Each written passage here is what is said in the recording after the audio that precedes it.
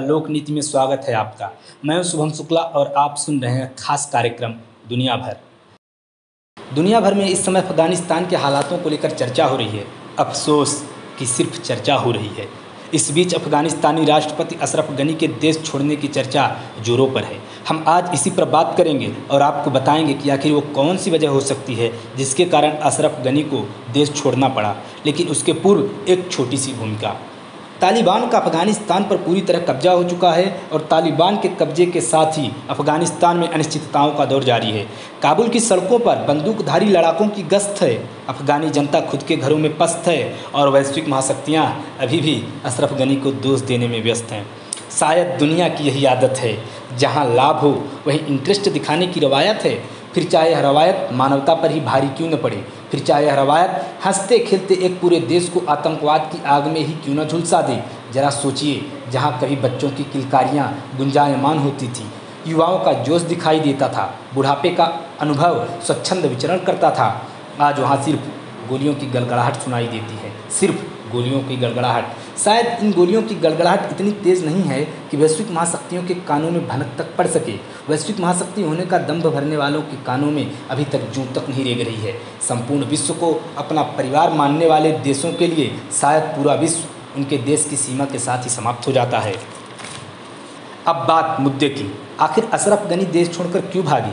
महज 10 दिन पूर्व तक जो राष्ट्रपति देश न छोड़ने की बात कर रहे थे, तो ऐसा क्या डर था, ऐसा क्या हुआ जिसके कारण उन्हें देश छोड़ना पड़ा? शायद इस सवाल का जवाब देने के लिए इतिहास के पन्नों को पलटना होगा।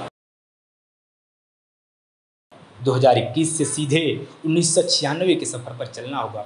27 सितंबर 1996 की वो तारीख अफगानिस्तान के दृष्टिकोण से बेहद भयावह और डरावनी मानी जाती है। कदाचित इसी तारीख में छिपा हुआ है अशरफ गनी के देश छोड़ने का कारण। हम इस तारीख पर आएंगे, लेकिन इसके पूर्व तत्कालीन घटनाक्रम से आपको संक्षिप्त रूबरू करा देते हैं। साल था 1992 का। तब के अफगानिस्तानी राष्ट्रपति नजीबुल्लाह ने यह ऐलान किया था कि जैसे ही उनके विकल्प की व्यवस्था होती है, वो अपने पद से इस्तीफा दे देंगे। यह सब तब हो रहा था जब 1989 में अफगानिस्तान से सोवियत संघ की सेना हटने के बाद नजीबुल्लाह की सत्ता पर पकड़ कमज़ोर होती जा रही थी। उस समय अफगानिस्तान में तालिबान की पकड़ प्रत्येक बढ़ते दिन के साथ और मजबूत हो रही थी। नजीबुल्लाह ने अप्रैल 1992 में अपनी पत्नी और बेटियों को सुरक्षित भारत पहुंचा दिया था। खुद भी सीक्रेट उड़ान से भारत आने का प्लान कर रहे थे, लेकिन तालिबान के कारण वह काबुल एयरपोर्ट तक नहीं पहुंच पाए। वे संयुक्त राष्ट्र के कंपाउंड में पहुंच गए, जहां से उन्हें सुरक्षित बाहर निकालने की तैयारी ही चल रही थी। नजीबुल्लाह संयुक्त राष्ट्र के ऑफिस में करीब अगले 4.5 वर्ष तक रहे। अब आते हैं 27 सितंबर 1996 पर। यही वो तारीख थी जिस दिन तालिबान के लड़ाकों ने संयुक्त राष्ट्र के ऑफिस पर हमला बोल दिया, जिसके बाद नजीबुल्लाह को जबरन उनके कमरे से निकाला गया, उन्हें बुरी तरह से मारा पीटा गया, सड़कों पर घसीटा गया, मानवता की सारी हदों को पार किया गया और फिर उसके बाद उन्हें गोली मार दी गई। हत्या करने के बाद नजीबुल्लाह की बॉडी को ट्रक पर लाद कर काबुल की सड़कों पर घसीटा गया और फिर क्रेन पर लटका दिया गया। बाद में उनकी बॉडी को एक लैंप पोस्ट पर टांग दिया गया।